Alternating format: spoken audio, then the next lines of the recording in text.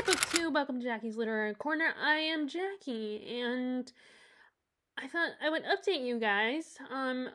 I recently bought some books I want to haul. I've finished a book that one of my books from the library, and I've also kind of and of course I do have some things non-book related that I want to talk about as well. And I'm gonna talk about the book stuff first, so that if you don't want to hear the non-book related thing, you can stop listening there. I mean, I hope you don't, but it's okay but it is okay if you don't want to hear me talk about like podcasts or movies or anything like that.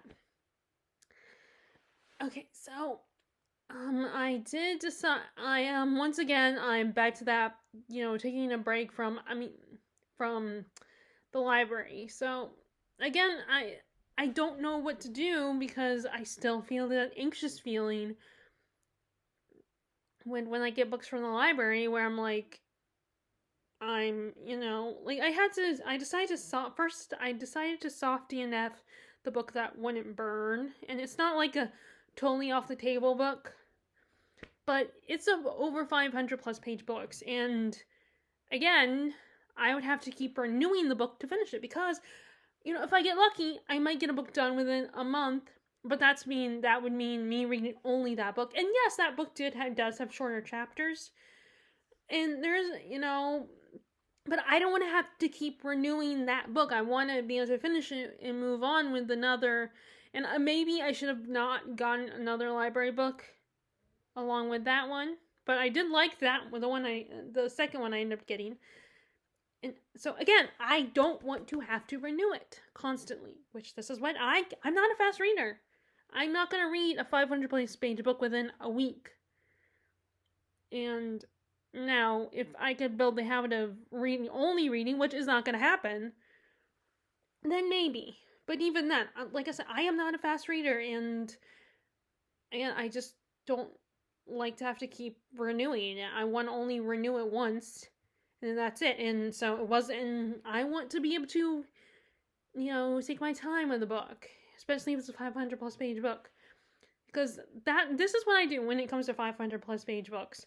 Sometimes I don't even read them within that time frame, that month time frame, and sometimes, most of the time I don't. And there are times when I will put a book down, and because in the moment I'm just not feeling it and I want to read other books, and then it's months or even a year or even longer than that before I get back to it.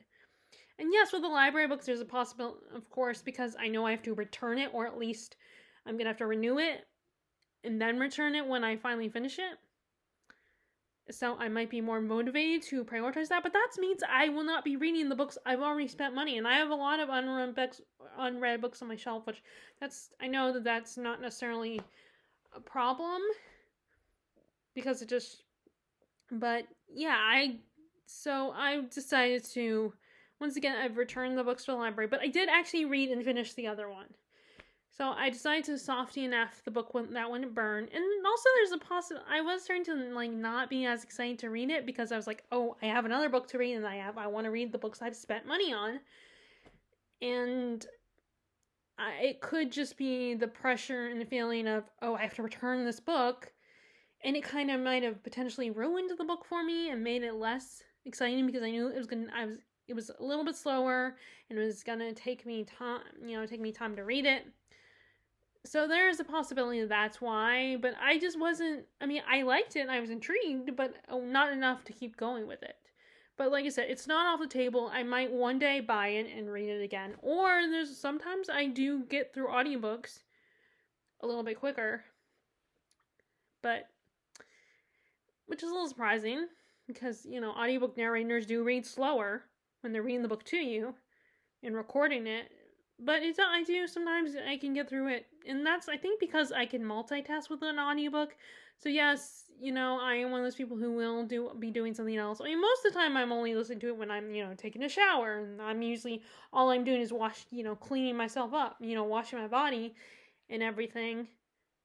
And then either getting ready for the day or getting ready for the evening.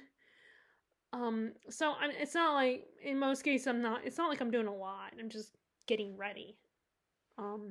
And then sometimes I can listen to audiobooks, like if I'm preparing, a meal for myself, like because my parents went out to eat or something and I decided not to go, or they're out of town and I didn't go with them, and I'm preparing a meal and I don't want to turn on the TV, I'll listen to my audiobook and probably bring my charger because it is on the app that the Libby app is on my phone, so I have to, and that will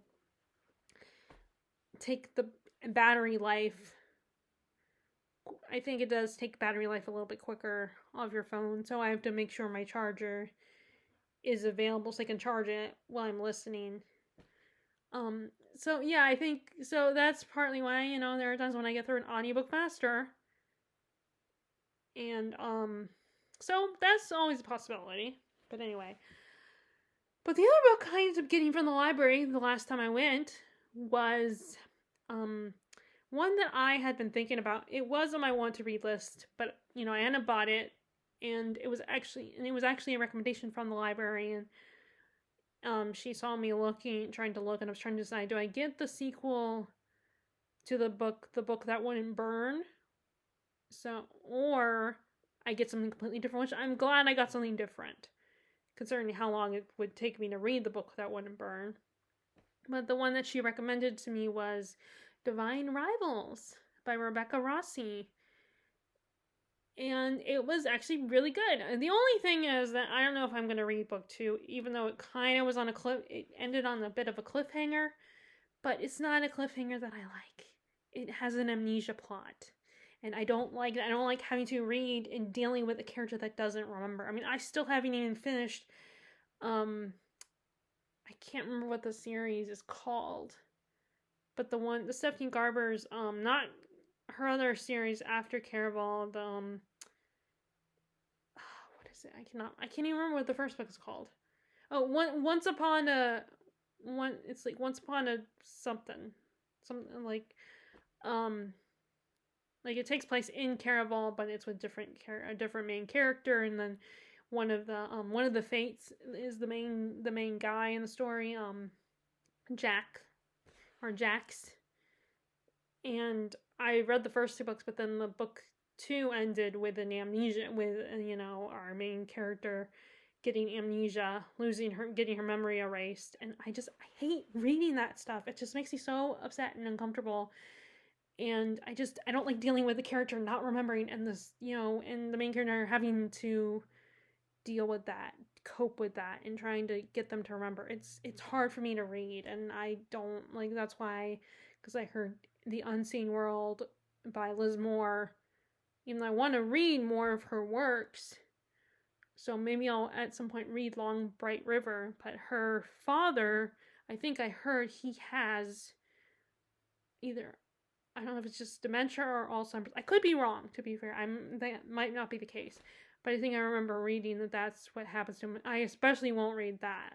I especially can't deal with that. I mean, that's why The Notebook by Nicholas Sparks, I've not read that book in years, nor have I ever finished the movie. Like, I've watched the whole movie, but I won't watch, I have not watched that one in years, and I don't like the ending. And I've never even watched The Vow with Rachel McAdams and Channing Tatum.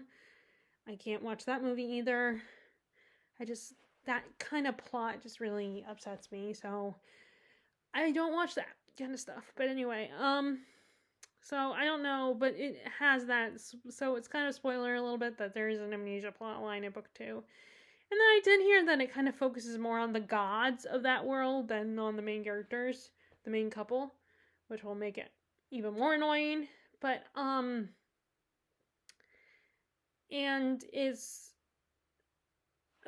but I liked the whole idea of the premise of it kind of being a World War II inspired world. The 2 main characters were in that kind of, like, I don't know if I don't know if it's would be considered that, or like if it's meant to be, or I think it's another world entirely, because there are gods in this universe. But it felt like a World War II story, and it's a romance, and it's like these 2 people through magic somehow become pen pals during the war. Like they're both fighting for a columnist job, and our female lead, her brother is in this war fighting for his goddess, and she hasn't heard from him since he left, and has really had an effect on her and her mother.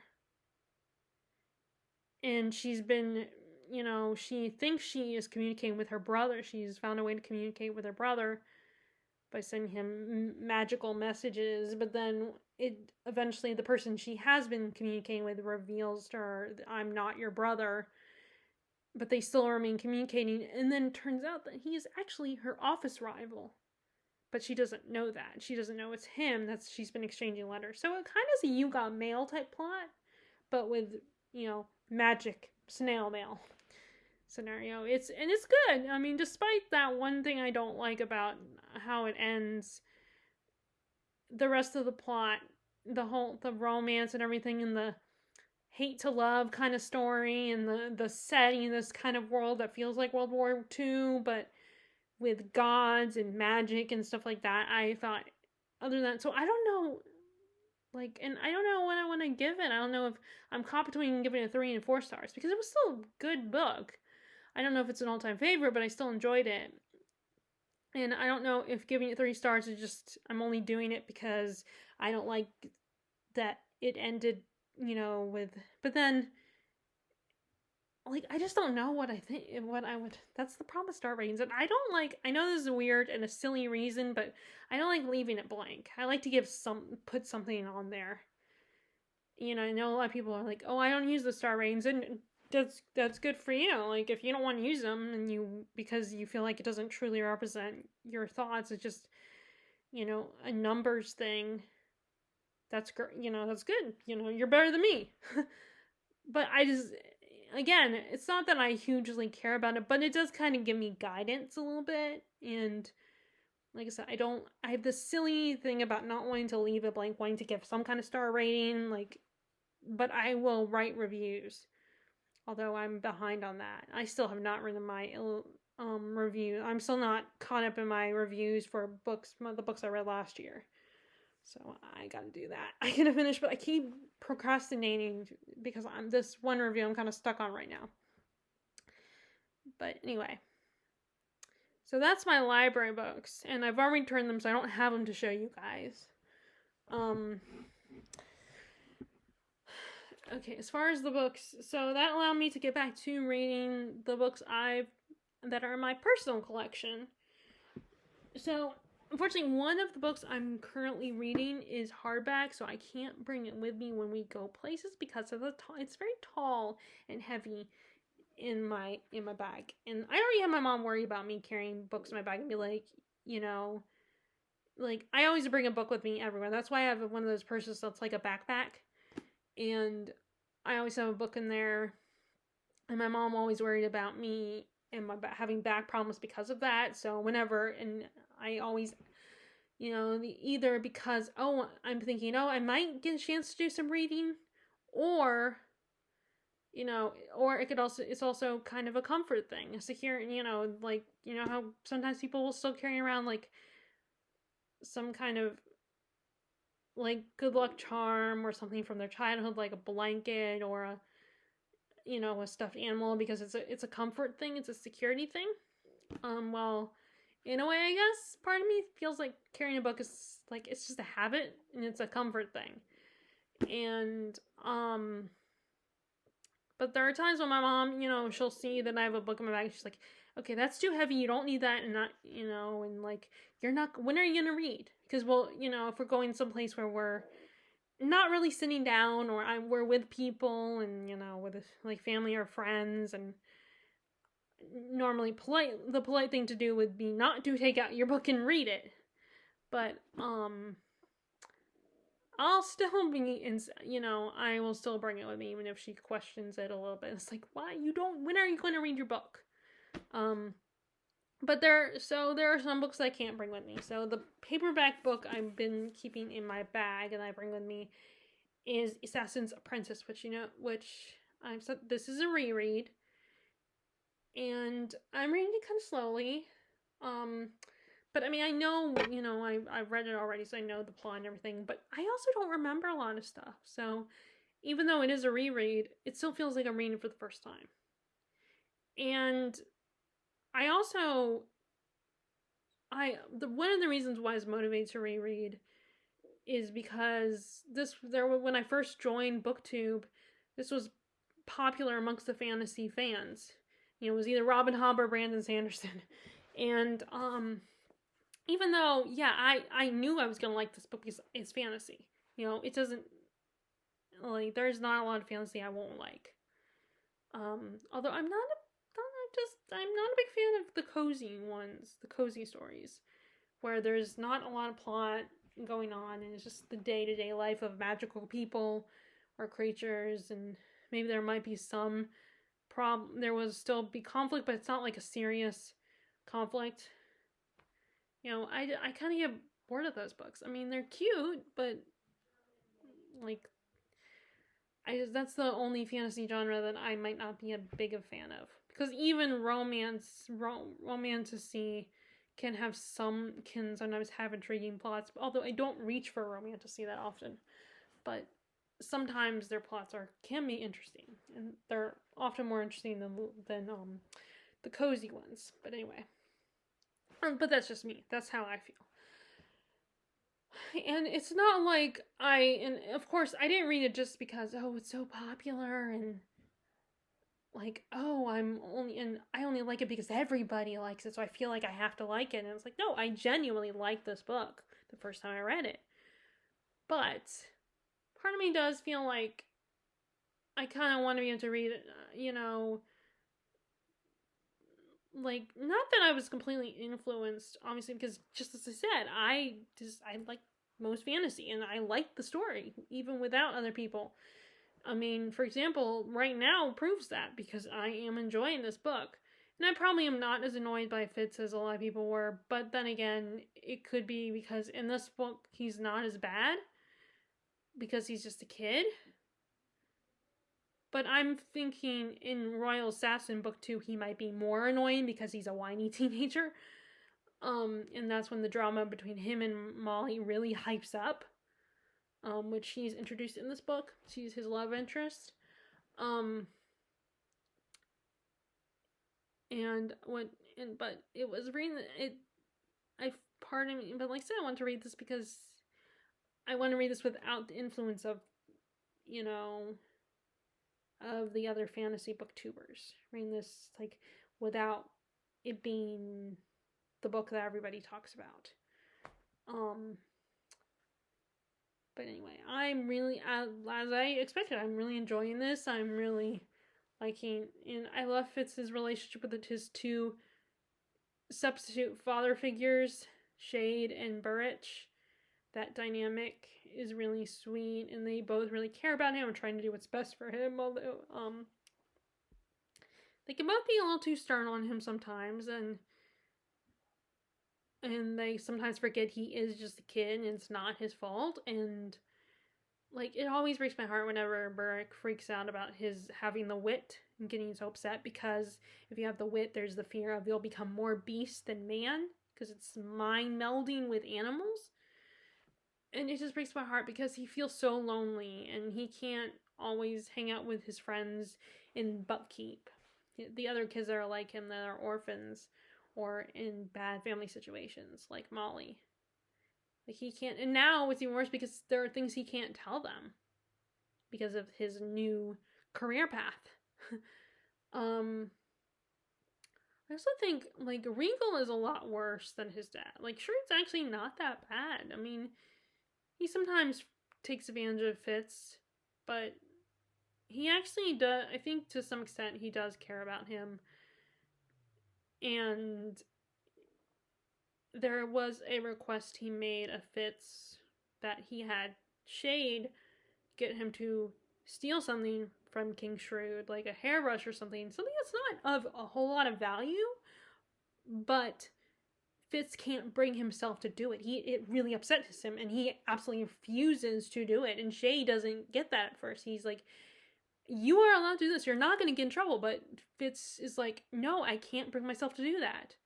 And I think that probably the reason why he feels so strongly about this has to do with something that happened where, like, he, something that King Shrewd did to Fitz, where he made him, like, it's hard to explain, but something that when they first locked eyes and Shrewd was like, I'm going to make something of you. I'm going to do something with you finally and claim you. No, I can't officially claim you as my grandson, but because you're a bastard, but I'm going to take you on and make you part of my family to some extent. And it really devastates Fitz. And Shade is like, well, fine, if you can't do this, then why are you here? Why are you working for me? And he kind of casts him out. He kind of rejects him, and this really hurts Fitz because he liked working for Shade. He liked doing that, all those little errands. It really devastates him, and I almost think he went through a state of depression.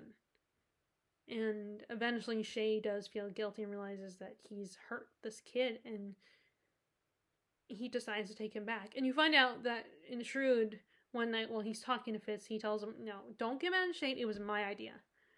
I asked him to do this. And you can almost feel like Fitz was just really hurt by that, to find out this man was going to use him in that way. And he ends up actually taking something from Shade. From King Shrewd, right in front of him. So I feel like that was kind of his way. His rude gesture is like, so you asked me this? Well, fine, I'll do it. Go ahead. But I really liked that moment.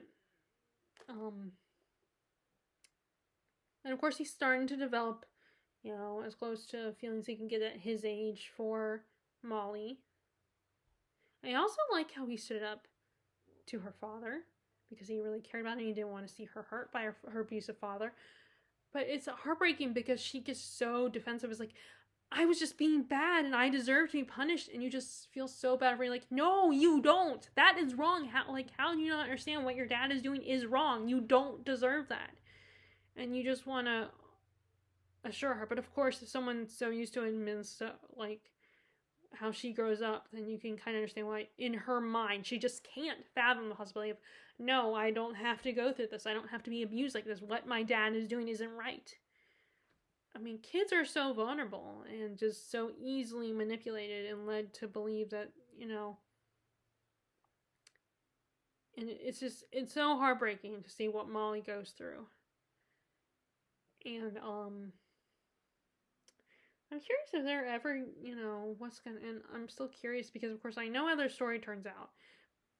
And I'm curious if their story is going to continue in, like, the Tanya Man trilogy, and then there's one more trilogy, I think. Fits in the full, I think, if Molly and him are going to be part of each other's lives, is all I'm going to say.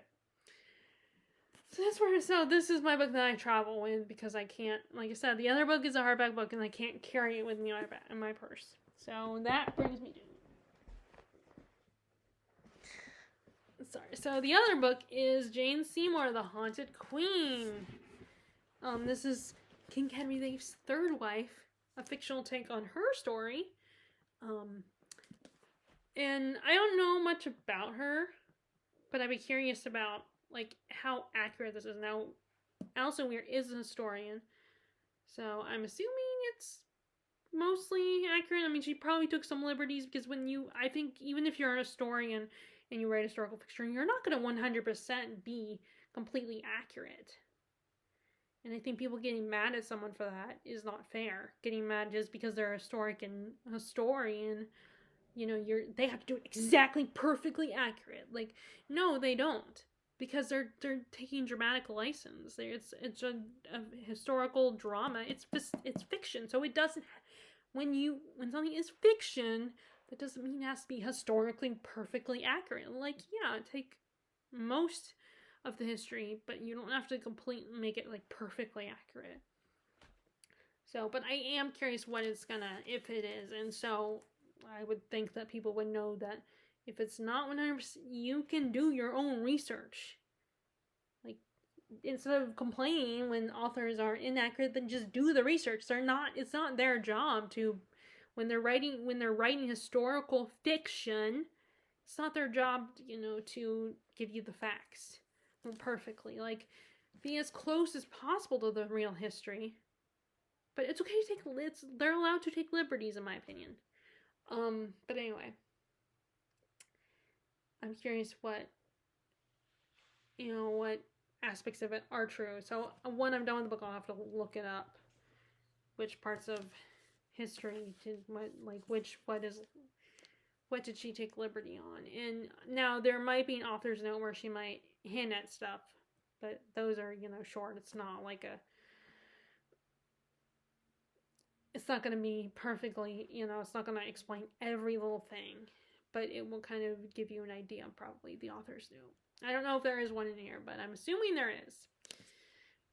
So, like I said, she is the third wife, and in this book, in this fictional take, she wanted to be a nun, and her parents were, they were gonna let her go ahead, go through with it, test it out, see if she still wanted to be a nun. And eventually she does realize the life is not for her. And even though she was very confident, no, this is what I want to do. I want to take the vows. She was so sure this is the life that she wanted. But when she got there, she realized, maybe not. I'm not sure yet. And she does eventually end up at the court serving Queen Catherine of Aragon. And eventually, I do know that later she's gonna serve Anne as well. And it's very interesting seeing her, having an opinion over what Anne is doing at this point. Like, if you know your history, Anne Boleyn was his second wife. She married him after he tried to get a divorce from Catherine. And, Anne's and Jane is a good girl. She's a very pious woman, and she's like, in her mind, this is morally wrong what Anne is doing. And it's kind of interesting because what happens later with her character, what's going to happen later in history for her. And, it's like, oh, I'd be careful about forming your opinions, because you might be on the other end of that. You might be the one that's the mistress. But it is interesting. It's interesting getting every book, every perspective, each of the queens, like, in their perspective on the situation, and how they feel about Henry, and how they feel about, being at court. But yeah, I'm really enjoying this. Which it's funny though, each of these books, I do know they're all gonna end kind of bittersweet, kind of sad. They're not gonna have a happy ending, but it's still fun to read these books. Okay, so that's my reading update. I haven't gone back to Guns of August yet, or War and Ruin on my Kindle. That's the other problem I run into, is like trying to decide when I read on my Kindle, because sometimes I read at night, but sometimes like I want to get to the other books I'm reading, and that's not on my Kindle, and trying to decide which one of those.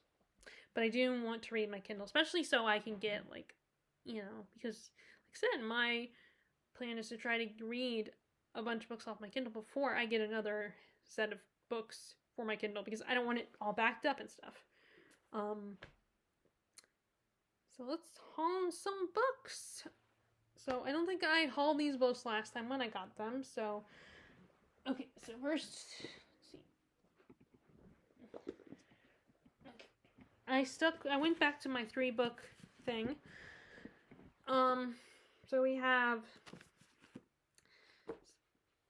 I did start my class, my Greek and Roman mythology class. And sadly, it's only 4 classes, though. I wish it was longer, but it's only 4 sessions. I had my first one, and we will, in a few days, will be my second one, where we will talk about the Psyche and Cupid story myth. And because I don't want to have to read what he emailed. He emailed us a document of what's the text.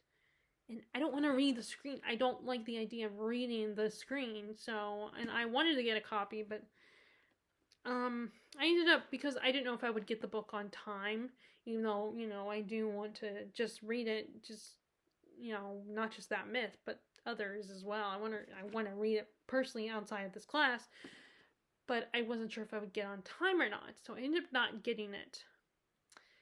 But I did watch Lady of the Library. She talks a lot about mythology, and she did do a video explaining, what happens in the Cupid and Psyche myth, or Eros and Psyche. And that was actually, they refer to that in Bridgerton season 3. They the Ton saw a ballet performance of that myth during one of the balls. And it really resonated with people, with like the Queen, and with Penelope. You saw how strongly it affected them, to the point where they were crying at the tragedy of the myth and everything. And although it does have a happy ending. But yeah, her, and also I could have watched Sheen from Bookish Thoughts. I'm sure she did a video, but Lady of the Library's video came up first. So I watched her take on it. And I really enjoyed it, but it gave me an idea of the myth, what it's about. So then, and this is a class where I don't really have to, it's not like, with the Canterbury Tales, where I had to read it. I actually had to read it. In this case, like, I don't have to physically read them. I can have it explained to me. But anyway, so the day before my first class, I decided to go to the Roast or the Outpost bookshop, and I didn't find any well, actually one of these I did. I found some Greek books on Greek myths. Now this one, but it wasn't the books I was looking for. And I did have some of the ones we were going to cover, copies of some of the myths. But I found this one, an anthology of Greek myths and poetry, translated by Michael Grant. So I thought this was really exciting, seeing this. I don't know if it has the Eros and Psyche myth in it. I would have to look, but anyway, I still would want to get the other one, it's called The Golden Ass, which it's called that because the framework of the story is a guy gets turned into a donkey. So I don't know if it's in here or not. I mean, it would be really convenient if it was, so I could see it, but I don't think I saw that. I don't think I saw it in here. But yeah, that was. Yeah, I'm tired. I didn't get a cup of coffee this morning because, like, I was getting dropped off at the bookstore, and I did not want to have to go, and caffeine goes through and I'm not gonna just get a decaf, because I still want the caffeine in my system. But I knew that the caffeine would just go right through me, so I was like, I didn't want to have to be in the bookstore. The bookstore I went to does not have a bathroom, and I have to leave the store to go to a different store to find a bathroom. So it was kind of an inconvenient situation. So I was like, I'll just get a water so I don't have to pee a lot while I'm in there. And so I'm still kind of tired. But anyway, so yeah, it was really exciting to find. Like I said, I don't know if it has the Eros and Psyche myth, which is kind of disappointing, but at least I have this one, because I want to get into reading more Greek mythology and stuff like that. And then the other one is a nonfiction, and that is Greek Myths by G.S. Kirk, or The Nature of Greek Myths by G.S. Kirk. So this is a book about him talking about the myths and having all these theories about them and what they mean and everything. So this will be fun to read his take on these myths and stuff.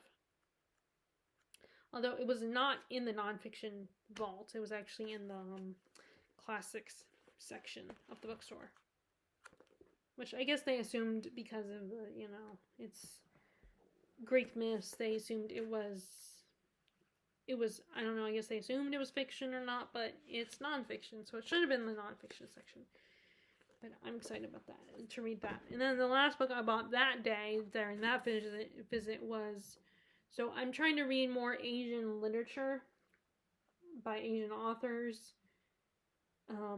And I did try to find some Middle Eastern literature, Arab, but the one I did find was, I think the author was a white woman, and I kind of want to try to stick to reading books, own voices books. I mean, I'm not going to do it all the time perfectly, but I want to try to make sure that I prioritize that more, reading own voices, especially someone who is Asian, only a quarter, but still. So this is Awaiting by Ha-Jin, and this it's a bit of a love story. Okay, so our main character, he's a doctor. He's married, but he doesn't love his wife. But she's a very good wife. She's very loyal to him and very loving to him. But there's someone else he loves that he's having an affair with. And he's trying to get a divorce and separate from his wife, but their culture won't allow it. And I think this is during a war. And, but he thinks now will be different, that he'll be able to get a divorce from her. So it sounds like kind of a sad story. So that's when I got one visit. And then the other visit, the most recent one,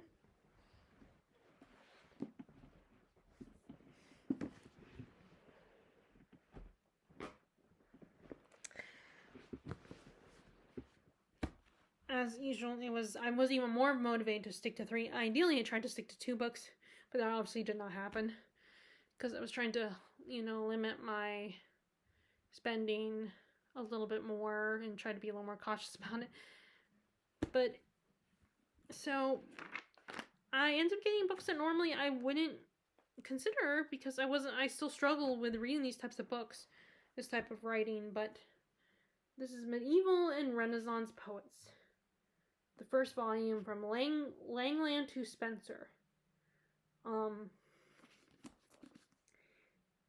And I thought this was really cool. The only problem is I don't know if I'll be able to.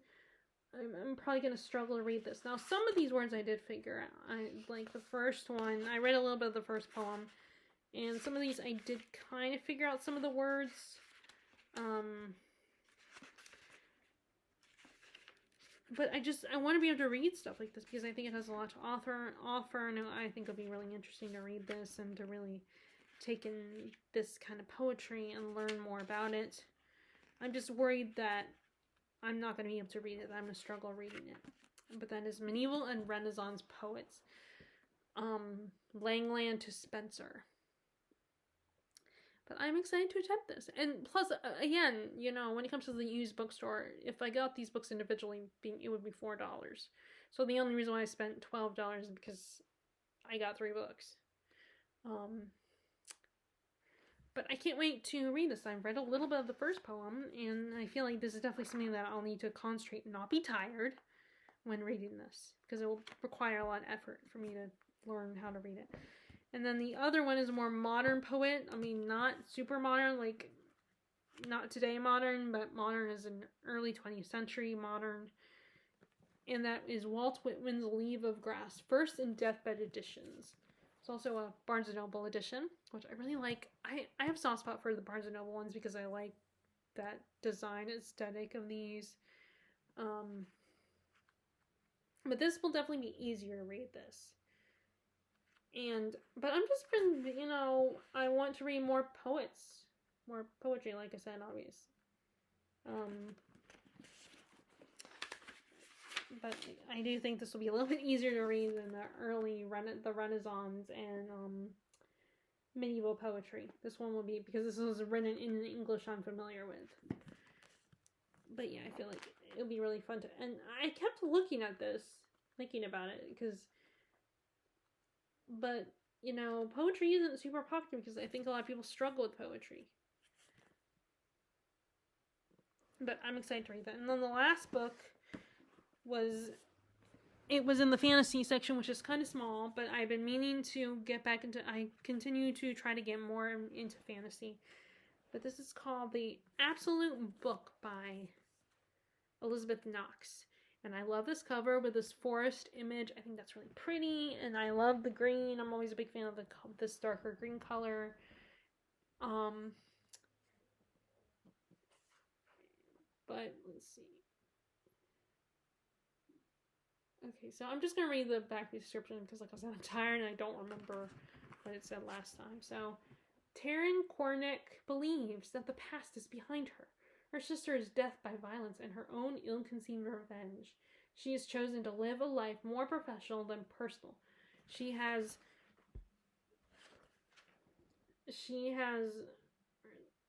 written a book about the things that threaten libraries: insects, damp light, fire, and carelessness, and uncaring. This book is a success, but not all of the attention it brings her is good.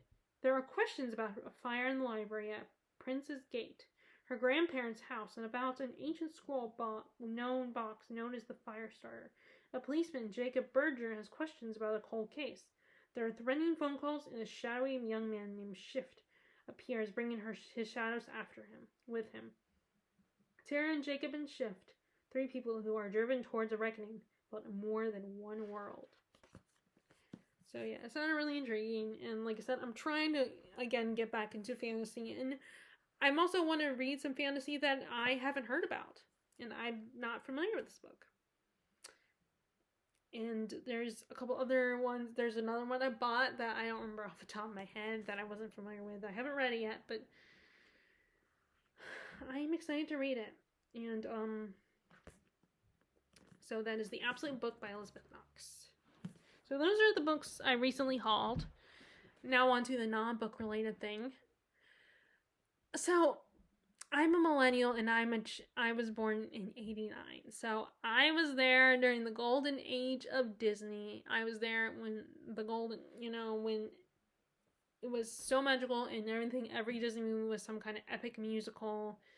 The Howard Ashman and Ellen Menken era, which I did not realize that was a 3-movie deal thing that they had going on with Walt Disney. And I guess they decided to make it 3 movies because Howard Ashman knew he was dying, and he had, I don't know if it was AIDS or HIV. I think it was AIDS, and it's such a sad story. And actually, there was a song that sadly it got cut, but that's because it didn't work for the movie. In Aladdin, that was the last song that Howard Ashman wrote, and it breaks my heart because that didn't work for the movie.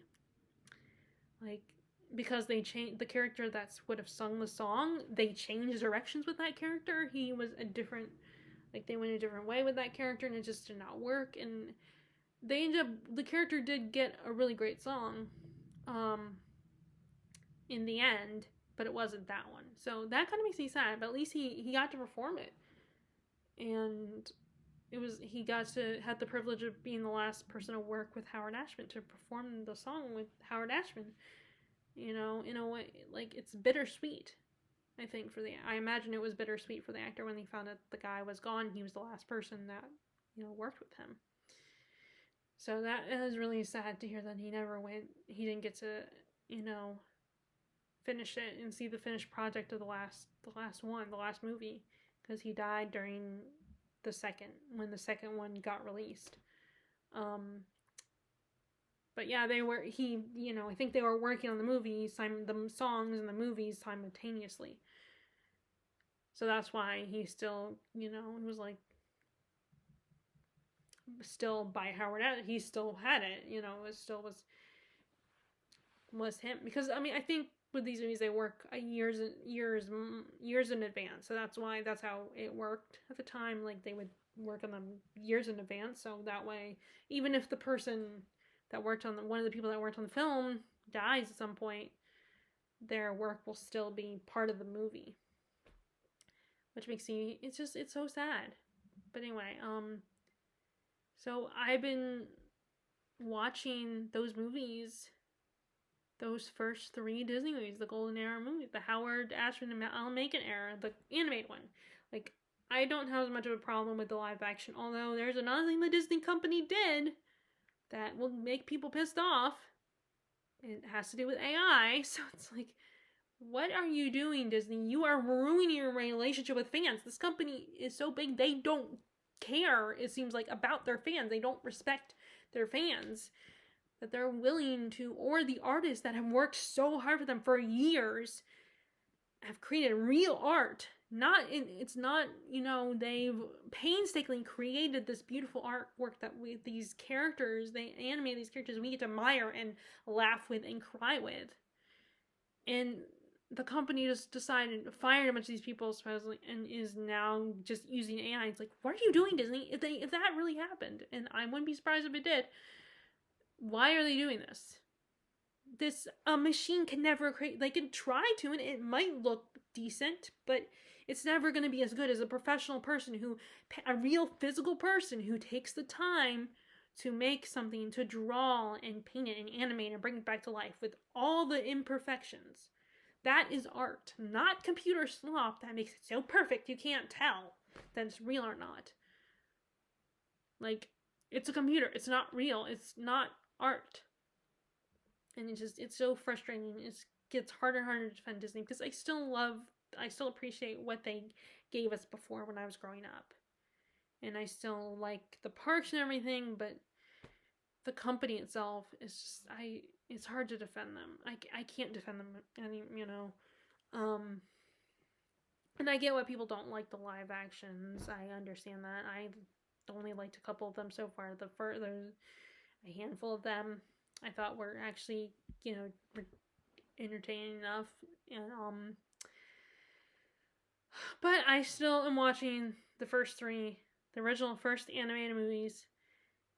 And which, by the way, I love their formula of using Broadway actors and comedians for their movies and making it basically a Broadway musical, but it's with animated characters. Like, I love that formula. Works so well for back then. That's what, that was the tradition of how they cast these stories. They brought these characters to life, is having Broadway actors voice them and comedians voice them for, and it worked. It was so much fun. And I think some of the older ones, and there is definitely a difference between the older Disney movies versus the Renaissance era starting with 1989 with Little Mermaid. And that was probably the first one I ever watched. But because I was just a baby, the one I got attached to was Beauty and the Beast, the second one. And I absolutely loved that movie. My sister and I would perform the opening number. Now, she actually can sing, so she would do all the major solos, and I would play all the background characters. And at the time, I was kind of mad about that. He's like, I want to be Belle and everything, but I genuinely, I'm not exaggerating. I'm not being humble. I literally cannot sing. Like, I like singing. I enjoy it, but I can't carry a tune. And I'm not. And no, you can, like, I'm not being, I literally can't sing. So, but I still enjoy doing it. Even if I can't. Even if I can't carry a tune, it's still fun. But, so we would sing the opening number. I knew all the songs from both Little Mermaid and Beauty and the Beast by heart. And all the lines, word for word. I mean, I'm someone who will, if you don't say exactly right, I'll be like, no, that's not the exact line. Like, that happened to, like, I watched a movie from a year ago. Not a movie. A YouTube video with interviewing with some of the actors.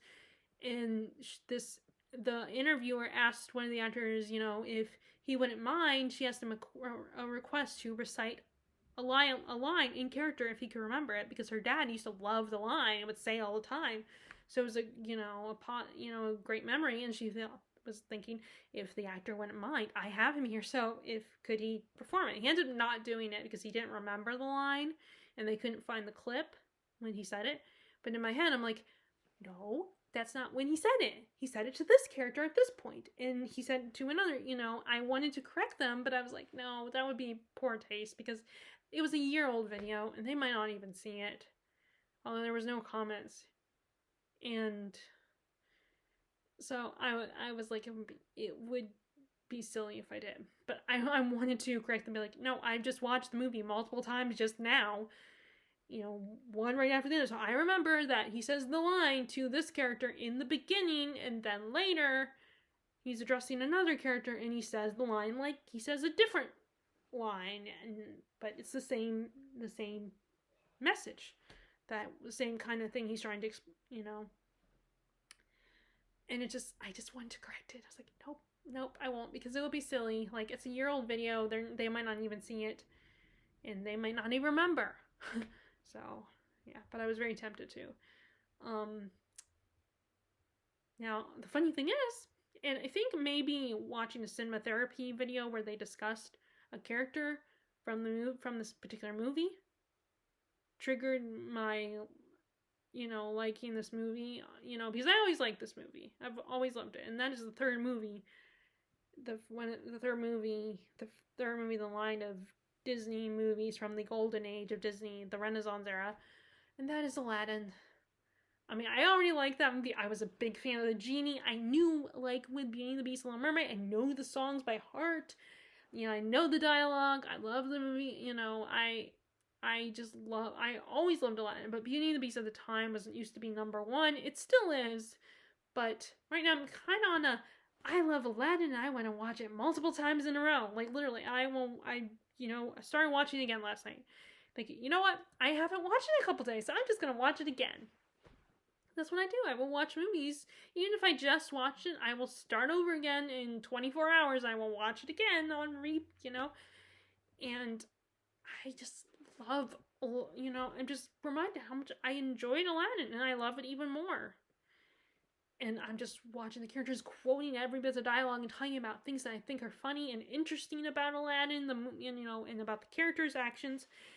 But I have a bit of a micro obsession with one of the characters in particular. And no, it's not the genie. It's not Princess Jasmine. It's not even Aladdin or the Sultan. It's actually the villain. It's Jafar. Right now I have a micro obsession with Jafar.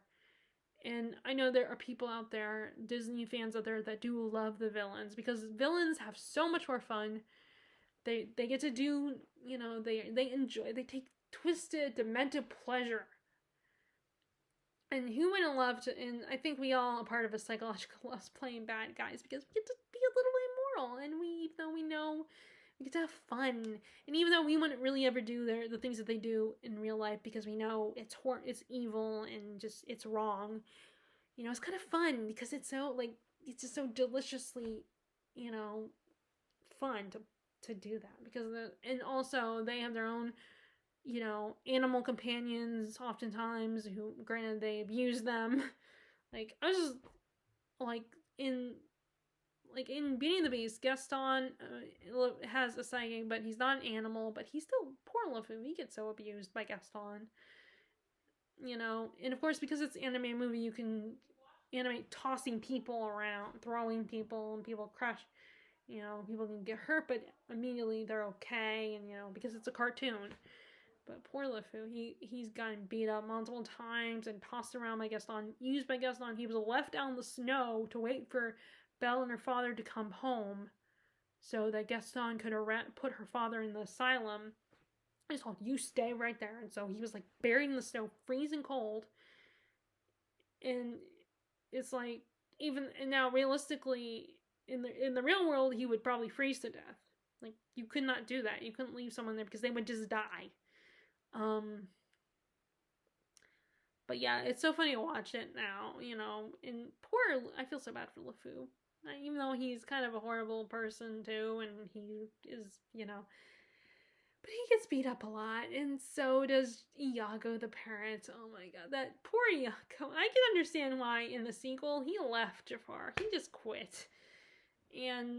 But like, he gets so abused. Like, he puts up a lot of crap, and I know a lot of people get mad at, the Sultan, because he will misguidedly shove steel crackers, and that really pisses off Iago, and, he basically gets him back gets him back later, shoving crackers. The Sultan's basically turned into a human puppet, and Now, I think the Sultan was just misguided and was not that great of a leader because he was so focused on his daughter and he was just a very passive person.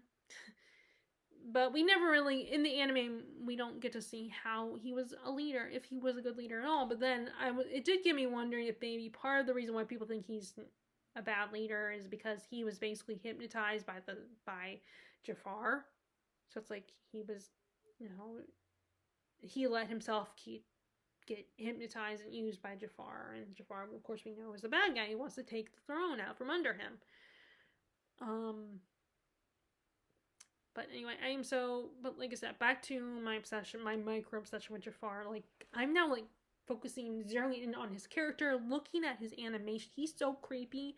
Just in the two scenes with the first scene when we're introduced to the character out in the middle of the desert, that whole part, and then the scene when we finally meet him back at the palace, and the way the light is, and how he's like, the light behind him, and the way he's silhouetted and everything, and just you first see him via he's a shadow that comes upon the Sultan. And of course, the Sultan doesn't realize that he's a bad guy trying to take his throne from him.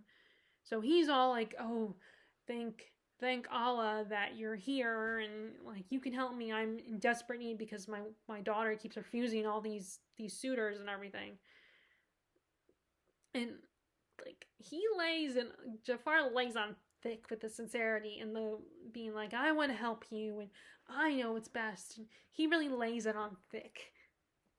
And it's so like, and one of the things I try to pay attention to is that the actor himself, the voice actor, had said that Jafar does not use contractions at all, which is interesting because I did hear him use one contraction. But I keep forgetting to pay attention, so I'll have to pay attention tonight when I finish it up. See if this evening, to see if he uses contractions, or if that was the only time. But so that brings me to the other aspect of this obsession. I am so obsessed with the actor who voices Jafar. I have been watching his interviews and the panels because, of course, the cast of all three of these movies, they will do panels, whether it's D23 or they will do, panels, and they've actually been I think they've gone to the con in my state. There's a con near where I live. It's an hour away, but I haven't been in years, and which is so frustrating because it's like, now I want to go again. But it does, it is a lot of, it costs money and it's a lot, and Terry and I have planning. She's my con companion.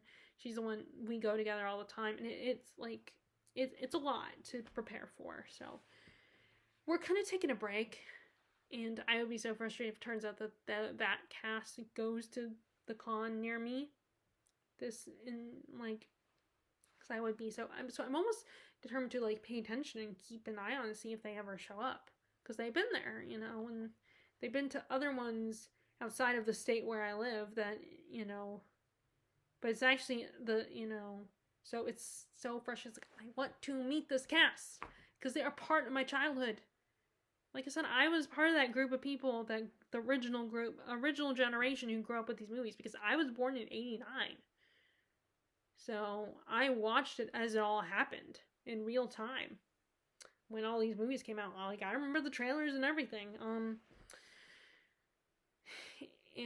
But anyway, so I'm just watching his interviews. I mean, now, and now because he was already in his 40s when he was doing the movie, when he's recording his voice, and now he's in his 70s.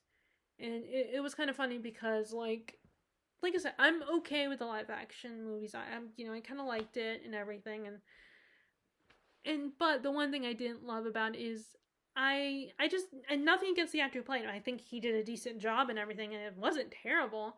And if it wasn't Jafar, then I probably wouldn't have as big of I wouldn't, have this problem with it at all. But I didn't really care for it, Jafar, in the live action.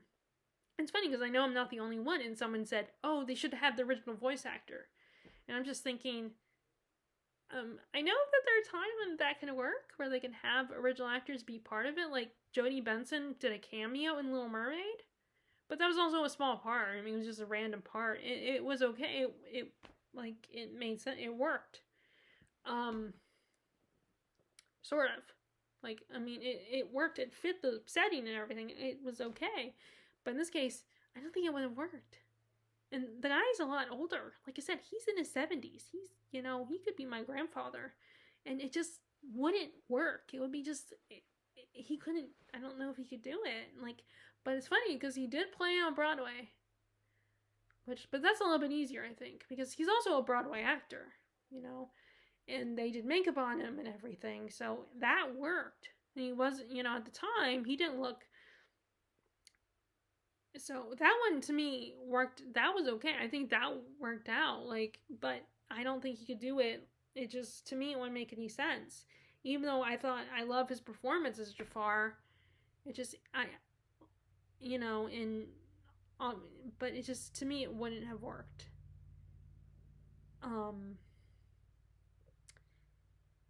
But anyway, so I have been watching all his interviews constantly, and even if there was one, I did find an older one when he was, when he first did the movie. So that was really cool.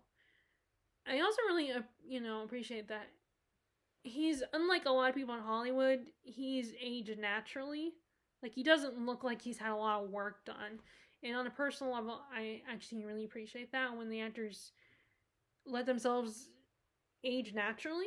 Like, I don't mean it, and I hope it doesn't come off as an insult, but to me, I'm just trying to say that he doesn't look, like all plastic, like a lot of people in Hollywood do, which, I get it, there's a lot of pressure on Hollywood to stay young and look young and beautiful forever. I get that, especially for women. You're just constantly, so like, have young looking skin and look very thin and perfect and glamorous and everything. So yeah, but I can't help it but not always when women are just trying to do all that plastic surgery. I just don't like. I mean, sometimes it can, it can work, but and look not that bad. But like I said, I don't like it, and I like when people just let themselves age naturally. But anyway, but yeah, it's so much fun to watch. It's so enjoyable and hear him speak, and it's also really cool because it turns out that he's not just a voice actor. He also did puppeteering. He was a puppeteer, which is really cool because he puppeteered a character in Shining Time Station. I don't know if you guys remember that show. It's connected to Thomas, where, I know nowadays Thomas is just is another cartoon, but there was a time when they used like puppetry for those characters, and it wasn't just a cartoon. It wasn't just cartoons. Like, you have the real world train station, but when you get to the Thomas stuff, they're these giant talking trains and everything. But in the train station, there is a jukebox that you can put coins in, and there is a little bit of a puppet band, and he played one of the members of the band. He was a puppeteer for one of the members of the band. Tito Swing was the character's name, and I was like so excited for me because I remember watching that show. I mean, not hardcore fan enough that I can recall specific episodes, but it was so cool to see that, to find out that he was one of the people who created that character. The same guy who voiced Jafar was also played a character on this adorable children's show. And it kind of makes me sad that they don't do that kind of stuff anymore. Like, I know puppets can be kind of creepy, but that was so enjoyable, and it was something different. It was a different way to do children's television, children's storytelling. Like, it was so unique and so much fun, and I just wish they brought it back instead of just making another cartoon.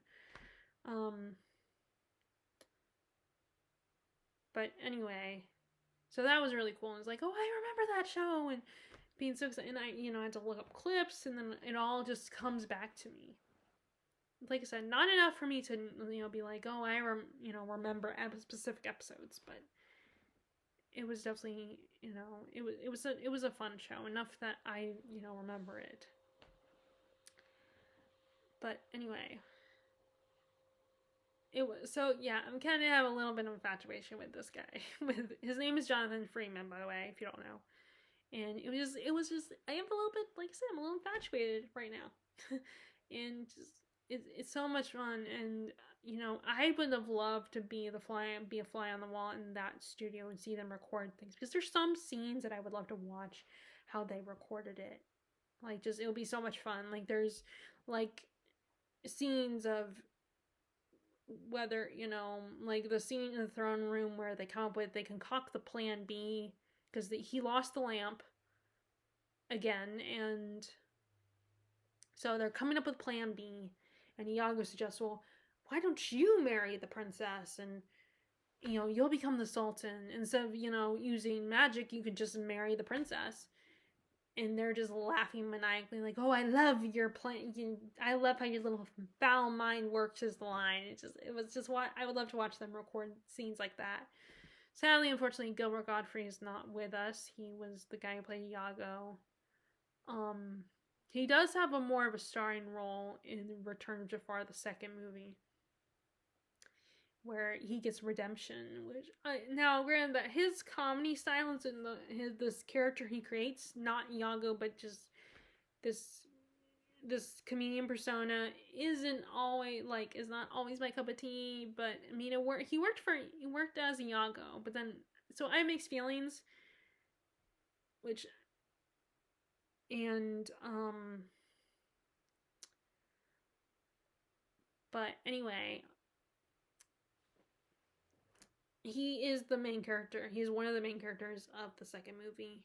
And going by the title, that Jafar finds a way to come back in movie 2. And turns out that this was the 4 episodes. They did these 4 episodes that were made into a movie that was the first straight-to-video sequel that led into the TV show. And sadly, I never got into the TV show. I think I didn't have the Disney Channel at the time, so I didn't get access to the TV show. And by the time I learned about it, I was, into Nickelodeon stuff, and probably I thought I was too cool for, a Disney cartoon. And, and I do believe that in the show, Jafar does come back at some point. I think. I don't know. But, anyway, it was, but I actually liked the Return of Jafar. I thought it was fun, but you can tell the animation was cheaply made, because it was a different part of the company, of the Disney company, a different branch.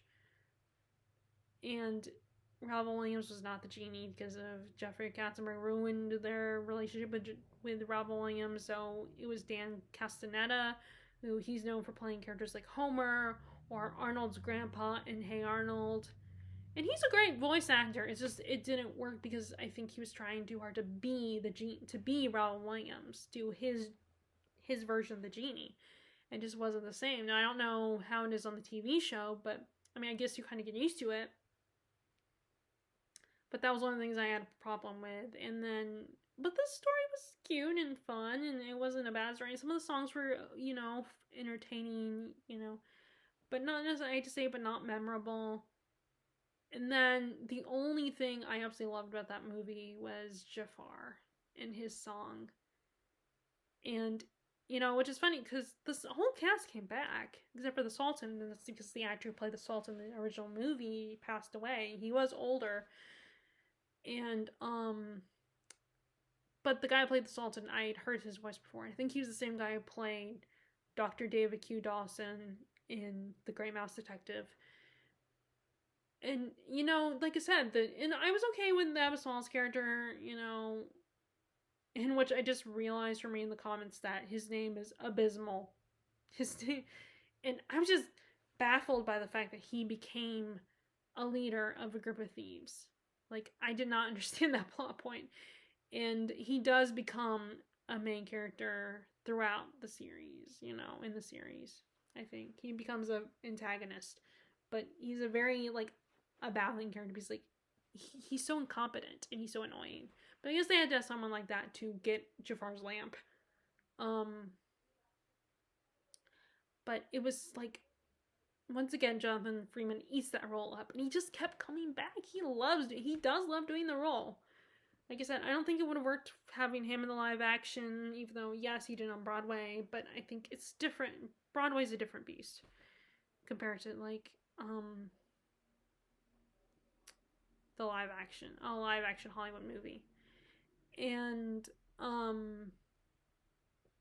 but yeah, he comes back in the sequel movie, and it's just so, because it is Return of Jafar, and his song, like I said, is the best part, like one of the best songs in the movie, the most memorable. It's so much fun, it's so catchy, and he's basically just mocking the genie, because the genie, of course, if you remember the story, at the end of Aladdin, Aladdin finally frees the genie, but his power, he still has powers, but they're not as strong, because now he's a free genie, so he's less powerful, while Jafar is more powerful, but he's bound to the lamp, and he has to grant the wishes of whoever finds his lamp. Whoever finds his lamp is his master, and in this case, it was Abba Small.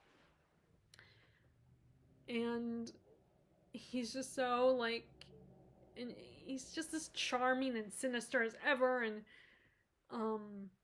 just seeing, like, he traumatized Abba Small and, like, manipulated it so he grants Abba Small's wishes, but he tricks him to accidentally making his first 2 wishes, and he basically puts him in a position where he could get killed when he gets his wishes granted, when he gets his first wish. And he's just so manipulative, and like I said, I feel like basically his song in the movie is kind of like this, kind of does a similar thing to what his song is in Aladdin, which is basically he's mocking Aladdin,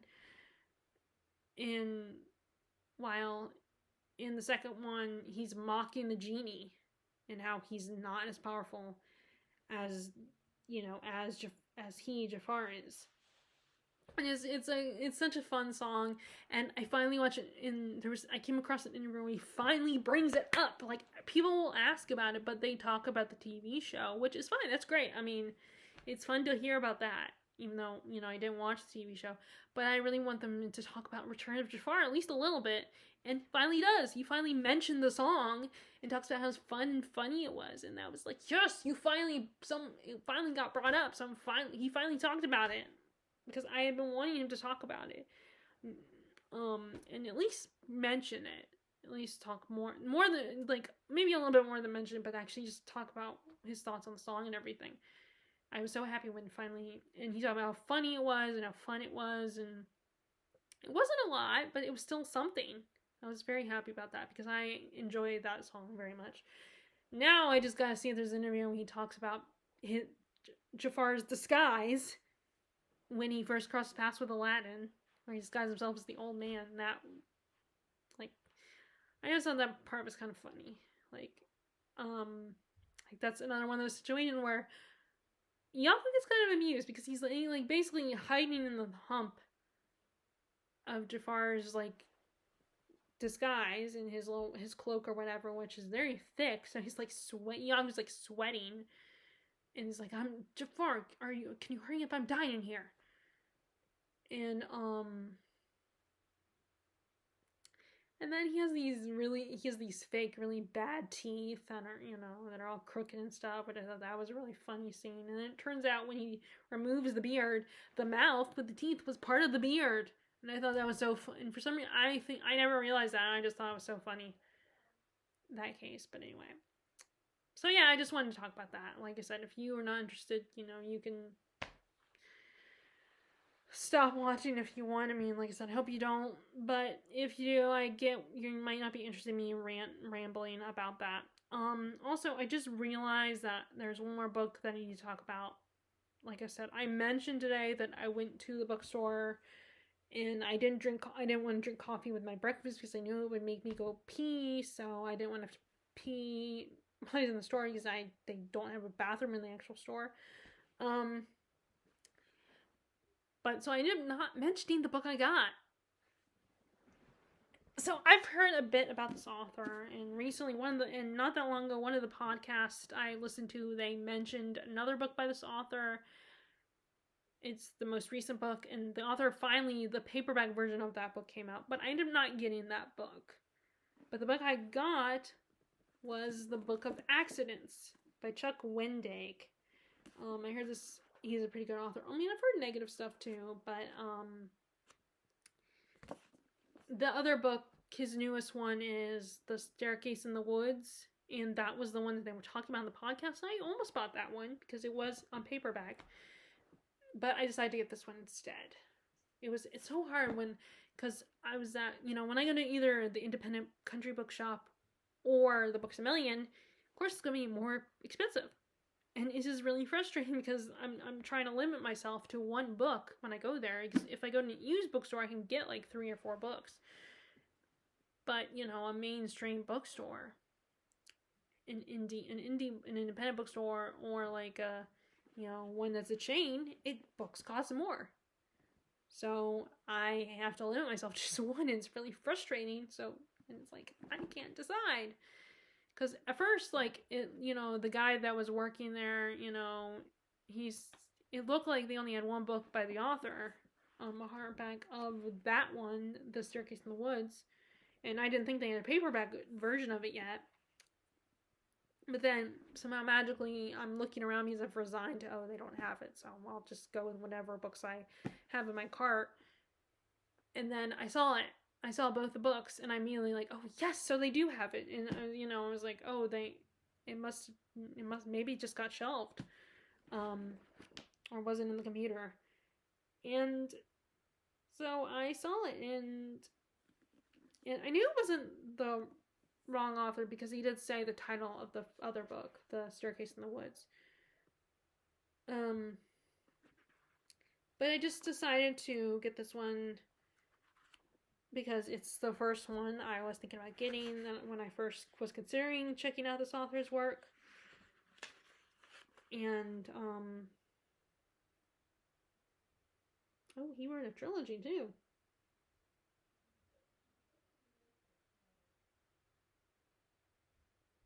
Oh, wait, what's Marion Black? I wonder if that must be the name of the series.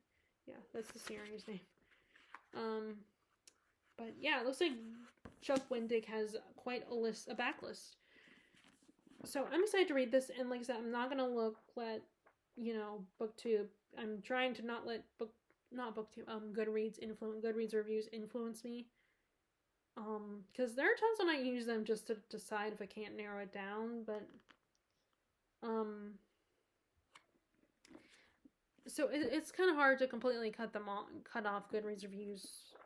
off myself from Goodreads reviews, because there are times when I need to narrow it down, and it does help reading the reviews, because it's hard to be like, okay, what am I in the mood for, and what am I really interested in this book, and I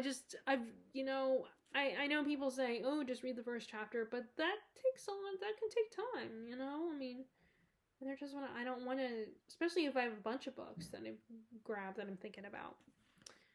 So I am still very excited to read this. And I try to be a seasonal reader, but then if I do that, then some of the times these books won't get read. But yeah, I forgot to mention that previously in the video. So I hope you enjoyed what I had to say about my books, and are you familiar with any of the books I bought? And if you don't like them, please don't tell me, because I want to read them first. I want to decide for myself. And I hope you liked this video, and I hope you did listen to the other part of it. And if you didn't, well, never mind. There's no really if you didn't do it. It doesn't matter. But I hope you kept going and kept listening. And I'm gonna go because like I said, I'm tired since I didn't get coffee this morning. So I will talk to y'all later. All right, bye.